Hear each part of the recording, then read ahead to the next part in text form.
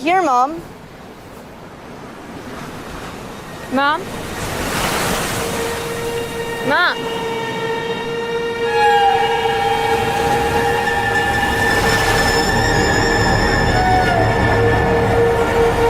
Why are you looking at me like that? Hello everyone and welcome to a new episode of RT Essentials. I'm Mark Ellis. Today we're looking at the body of work of one M. Night Shyamalan, who pretty much directs, writes, and co-produces all of his own stuff. And just a heads up, I'll probably be saying the word Shyamalan a lot today, so I'll mix in some Night, some M, the director here and there. Look, the guy wears many hats. Speaking of which, Mr. S has also been behind a couple of fresh series in Wayward Pines and Servant, serving as executive producer and director. But if you know what it means when somebody whispers the phrase, "I see dead people," you probably know him first and foremost as a filmmaker, and that's what we're focused on here today. So with plenty of twist endings and director cameos ahead, here is our list of the highest rated M. Night Shyamalan movies right now on RT Essentials. The Happening. Just let me think. You're dying! I need a second. They released it? We're not near the road. We can't just stand here as uninvolved observers! I need a second, okay? Just give me a second. We're not gonna be one of those on the news who watches a crime happen and not do something. We're not. Just a second. There were children in that room. Elliot, please tell us what to do. I need a second, okay? Why can't anybody give me a second? And we just so happen to be kicking things off with 2008's The Happening. This sci-fi drama stars Mark Wahlberg as a science teacher who, along with his wife, played by Zooey Deschanel, and a young girl, played by Ashlyn Sanchez, work to survive amidst a plague that is causing those infected to commit suicide. They head to the farmland of Pennsylvania, but eventually learn that nobody is safe from this invisible killer. After an impressive run of mostly successes, director, writer, producer M. Night Shyamalan was coming off of 2006's Lady in the Water, which was considered a critical and commercial failure. Because of that, he struggled to get his next script sold, which was then called The Green Effect. But after taking feedback from studios, he rewrote the screenplay and eventually got it sold as The Happening, which would become his first ever R-rated film. He had Wahlberg in mind for the lead role, and luckily, the actor came on board. Just going to talk in a very positive manner, giving off good vibes. We're just here to use the bathroom, and then we're just gonna leave. I hope that's okay.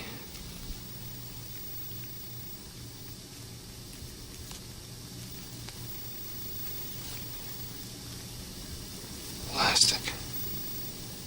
I'm talking to a plastic plant. And even though The Happening grossed $163 million with a budget of just $50 million and performed very well with DVD sales too, the film was panned by critics and is currently sporting a rotten 17% on the Tomatometer. I mean, look, it's a 10-movie list. They can't all be winners, right? Shyamalan told the New York Daily News during filming that his goal was to make an excellent B-movie and later thought that maybe viewers didn't quite see it and appreciate it that way. A Best Horror Film nomination at the Saturn Awards was outshined by the movie's 4 Razzie nominations, which included Worst Picture, along with Worst Director and Worst Screenplay for Shyamalan. But while most critics tore it apart, author Stephen King was actually singing Shyamalan's praises, saying that he really understands fear and appreciated that the director finally let himself go with an R-rated movie. That's high praise from a king. Lady in the Water. I don't know who you are, but you did something to me. My thoughts.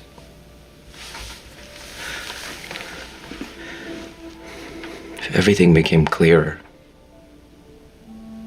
The fears that were muddling my thoughts just went away. I can hear myself. Do you wish to know your future? Swimming up to the next spot on this list is 2006's Lady in the Water. This film stars Paul Giamatti as an apartment building superintendent who rescues what he thinks is a young woman, played by Bryce Dallas Howard, from the pool. But as he falls deeply in love with her, he begins to learn that she is actually a character from a bedtime story, which he and his fellow tenants are also a part of. M. Night Shyamalan, who once again served as director, writer, and producer, developed this script from a bedtime story he told his kids about what happens in their pool at night. In fact, he also wrote a children's book called Lady in the Water, a bedtime story to coincide with the film. I mean, this guy's a Swiss Army knife of talent. And this time around, rather than his usual cameo appearance, Shyamalan gave himself a much bigger role. He plays a writer struggling to finish a book that, as we learned, would come to inspire a future president to greatly change the world. So lost without you guys.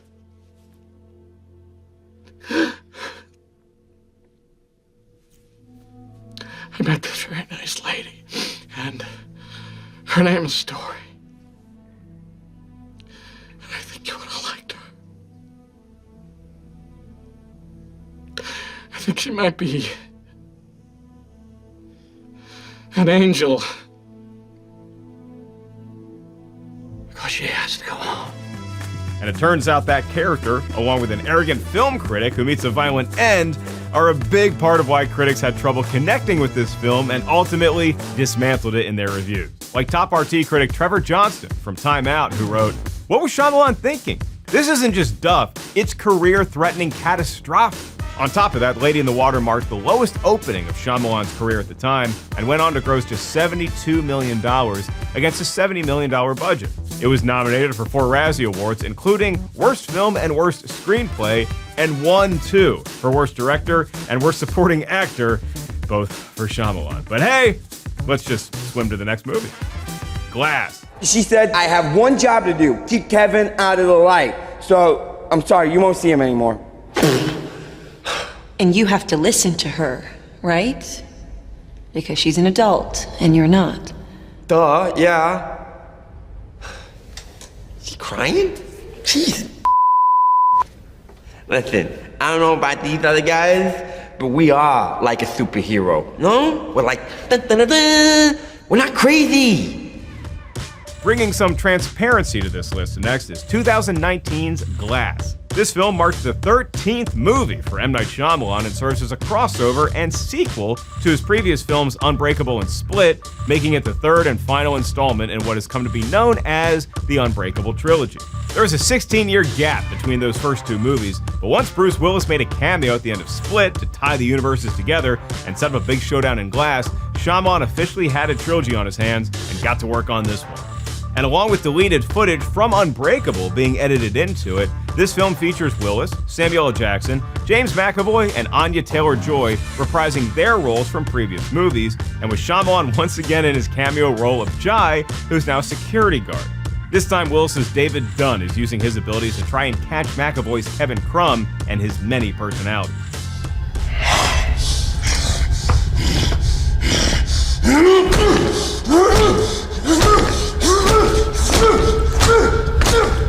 One of the board may need to walk us out of here, if that's okay.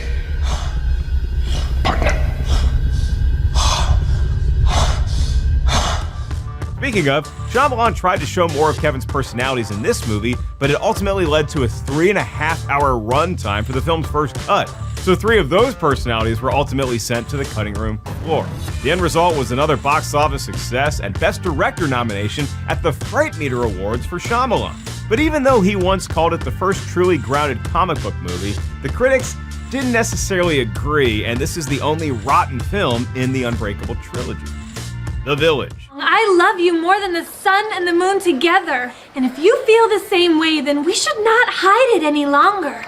It's a gift, love is. We should be thankful.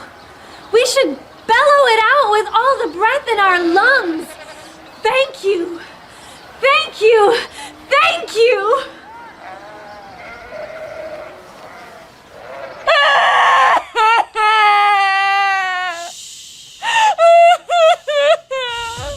Gathering together for the next spot on this list is 2004's The Village. This marks M. Night Shyamalan's first period film and stars Bryce Dallas Howard, Joaquin Phoenix, and Adrian Brody. They're all members of a 19th century community that constantly lives in fear of the strange creatures that are inhabiting the surrounding forest. And if you're keeping score at home, writer/director/producer Shyamalan's customary cameo appearance features him as a guard at a desk in this movie. The set used in The Village was built in a field in Pennsylvania, the state where most of M. Night's movies are made, with a temporary soundstage set up nearby as well. But not only did the director run into delays after there was a lack of fall foliage due to a late fall, which is so classic, he also ended up calling back all the main players for some reshoots 5 months after filming wrapped, which was reportedly to try and change the ending.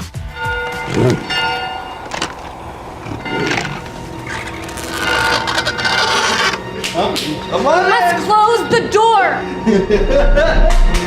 Lucius is outside walking. They're coming. He's inside safe somewhere, please!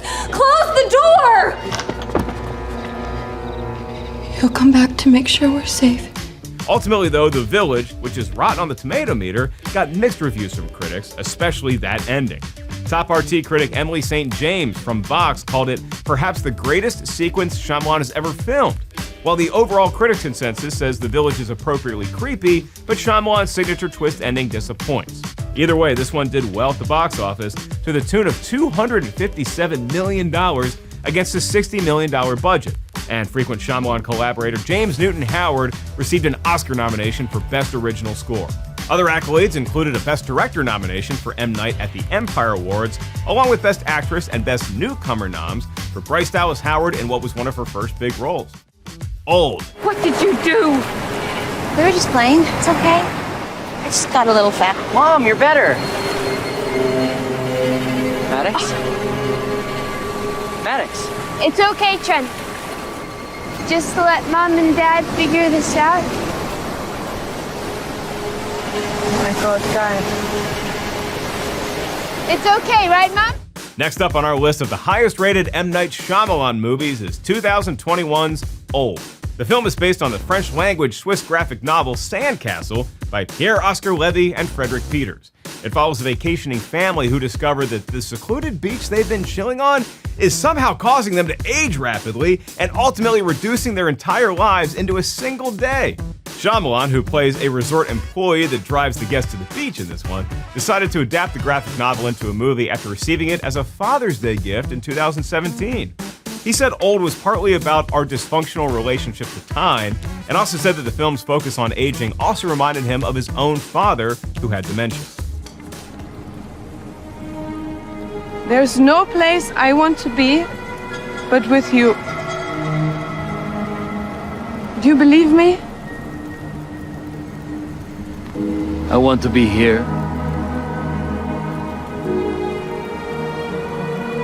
Right now. Filming took place in the Dominican Republic for 3 months during the COVID-19 pandemic. While there, Shyamalan was said to have used storyboards to frame every shot in the film, presumably to keep things as efficient as possible. The film opened in the summer of 2021 and performed well at the box office. It also picked up a People's Choice Award nomination for Drama Movie of the Year and a Saturn Award nomination for Best Thriller Film. But in the end, critics and fans delivered some polarizing reviews for Old, which has had a rotten 50% on the Tomatometer. The critics' consensus says Shyamalan's uneven execution will intrigue or annoy viewers with little middle ground between. While the general feeling from moviegoers is that, love him or hate him, no one makes movies quite like M. Night Shyamalan, and no one else could have made Old. The Visit. Going to get you back.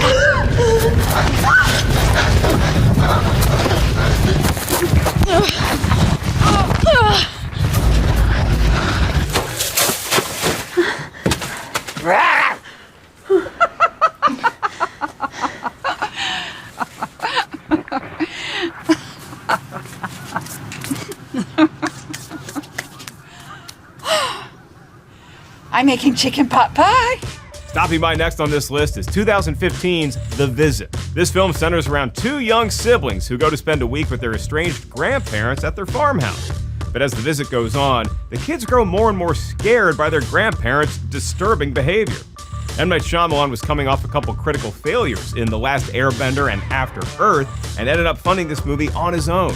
That included borrowing money against his house and using his fee from After Earth. He said it was an attempt for him to regain artistic control after a few of his more recent offerings had been denied final cut, and it resulted in what his lowest budgeted studio feature was to date. But it turns out that getting final cut back had its challenges for Shyamalan, who admitted to having trouble keeping the right tone throughout. His various cuts of the film veered hard towards styles like art house, comedy, and horror, before finally settling somewhere in between with his final vision. Where are Nana and Pop-Up? You've been staying with those people the whole time?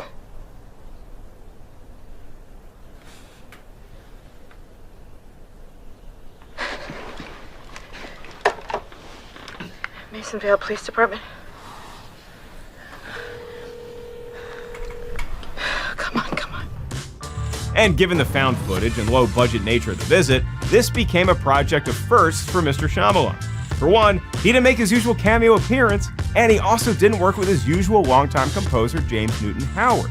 This also became Shyamalan's first film since The Village in 2004 to not be the darling of the Razzie Awards. In fact, M. Night was actually nominated for the Razzie Redeemer Award instead.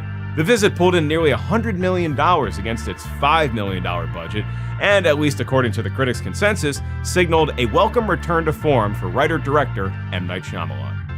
Unbreakable. Characters in comics are often attributed special powers, invisibility, X-ray vision, things of that sort. Okay. I don't want to play this game anymore.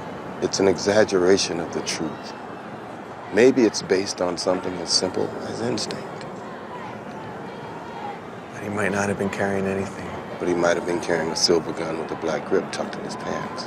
Done. I gotta go. Making a dent next on this list is 2000's Unbreakable. This film is considered to be the first installment in the Unbreakable trilogy. It introduces the character of David Dunn, played by Bruce Willis, who survives a train crash with no injuries and eventually comes to the realization that he has superhuman abilities.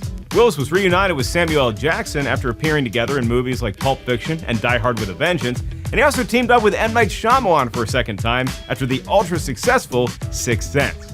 This began the director's first of what would be 3 cameo appearances as the character of Jai, who's in this movie as a stadium drug dealer.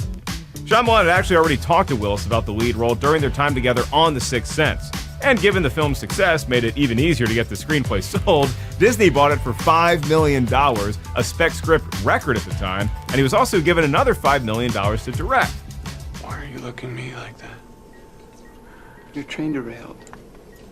Some kind of malfunction. They only found 2 people alive so far. You and this man. His skull was cracked open and most of his left side was crushed. And to answer your question, there are 2 reasons why I'm looking at you like this. One, because it seems in a few minutes that you will officially be the only survivor of this train wreck. And 2, because you didn't break 1 bone. You don't have a scratch on you. But despite all those zeros in his paycheck, Shyamalan said that he wanted to market Unbreakable as a comic book movie, but Disney, which was pre-Marvel at this point, wanted to push it as a supernatural thriller, like The Sixth Sense. Eventually, though, M. Night's realistic vision of the superhero genre caught on big time with the right kind of fans and has gained a strong cult following. And the fresh Unbreakable also found box office success and, according to top RT critic Peter Bradshaw from The Guardian, marked the maturity of M. Night Shyamalan as a distinctive, even remarkable filmmaker. And of course, 16 years later came the follow-up film Split, with Willis reprising his role in a brief cameo, and the third film Glass a couple years later. Signs.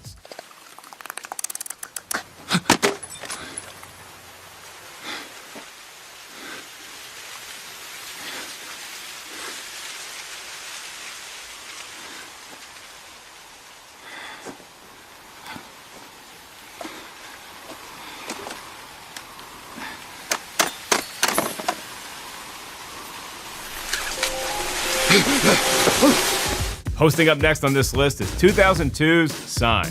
Mel Gibson stars as a former priest who discovers a series of crop circles in his cornfield, which he learns are the result of extraterrestrial life.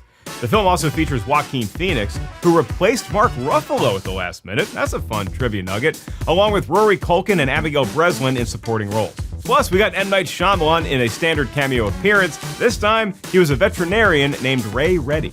This project grew out of Shyamalan's idea to show an alien invasion from one family's perspective. And he actually made it quite personal with his own family, using the stories of his kids' births in the film and also featuring the artwork of his daughter Salika. Shyamalan called this his most popcorn movie at the time and looked to classics like The Birds, Night of the Living Dead, and Invasion of the Body Snatchers for inspiration.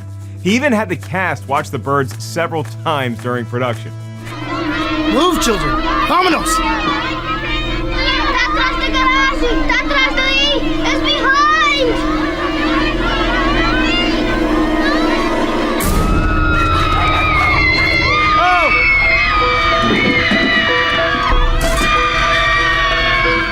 And in an attempt to make things more ominous, he moved away from the more common wheat field setting for crop circles in favor of cornfields with their taller and more menacing stalks, good places for ETs to hide.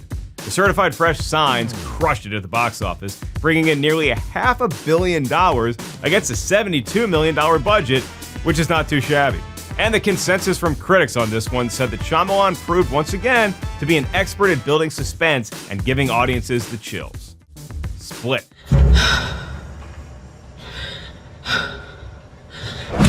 thought I lost you.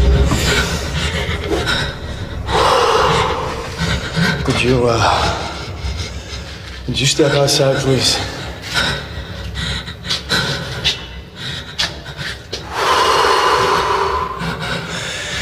You like to make fun of us, but we're more powerful than you think. Step outside.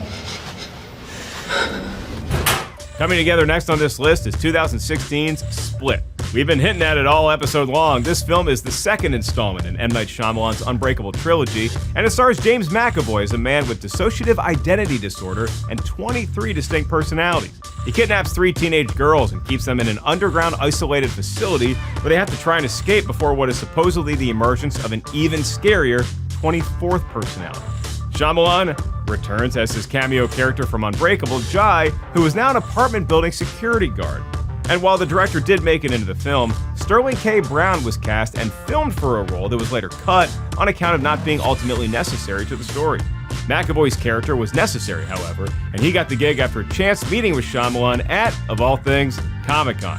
McAvoy happened to be sporting a near bald head after filming X-Men Apocalypse and seemed to have the right look. You're a big fibber. I never lie, Hedwig. But Mr. Dennis? He said that he followed those 2 girls for 4 days and that he knew that they were the ones that he would want. That look was for the character Kevin Wendell Crumb, who first appeared in an early draft of Shyamalan's Unbreakable script, but was later pulled out in the interest of time.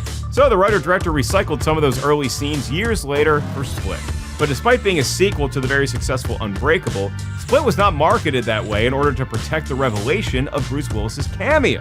Luckily, though, fans appreciate what they dubbed a stealth sequel that is also one of the first solo supervillain origin films. The Certified Fresh movie was a hit with critics and fans, pulling in nearly $280 million to become M. Night's 5th feature to earn 9 figures.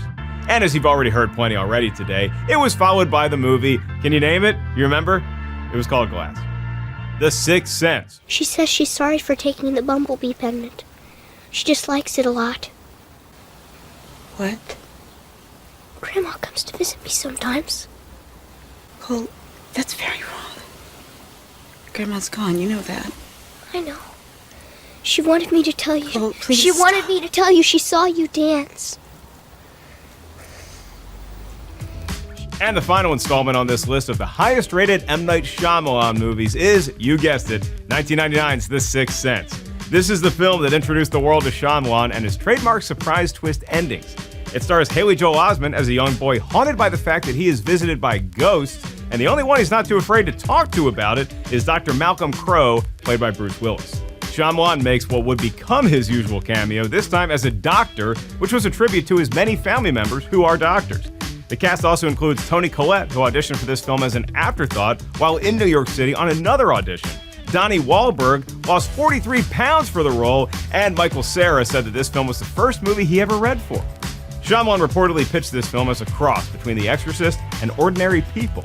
He already had Willis in mind for the lead role, which worked out, with Osment coming on board at age 11 to play the 9-year-old Cole.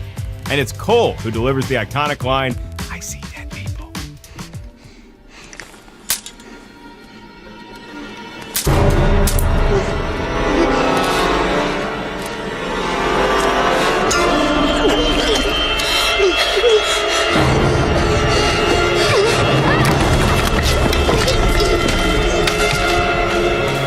Which is widely considered as one of the most famous movie lines of all time.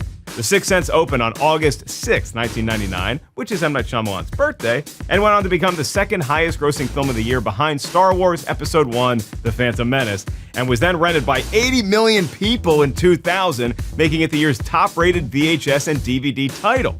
This film was nominated for 6 Academy Awards, including Best Picture, Best Director for Shyamalan, and Best Supporting Actor awards for Osment and Collette. And perhaps more importantly, it set a course for Shyamalan to change the face of cinema for years to come. Well, there you have it, our list of the highest-rated M. Night Shyamalan movies. Tell us, which one is your favorite? And is there one that didn't make this list that you secretly love? Is it about an airbender who's not first? We'd love to know. You know, I gotta say, I thought I'd be pretty Shyamalan'd out after all these movies, but I think I'm ready to go back and watch them. Thanks for tuning in to RT Essentials. I'm your host, Mark Ellis. I'll see you and probably some dead people next time. No twist ending? Phew.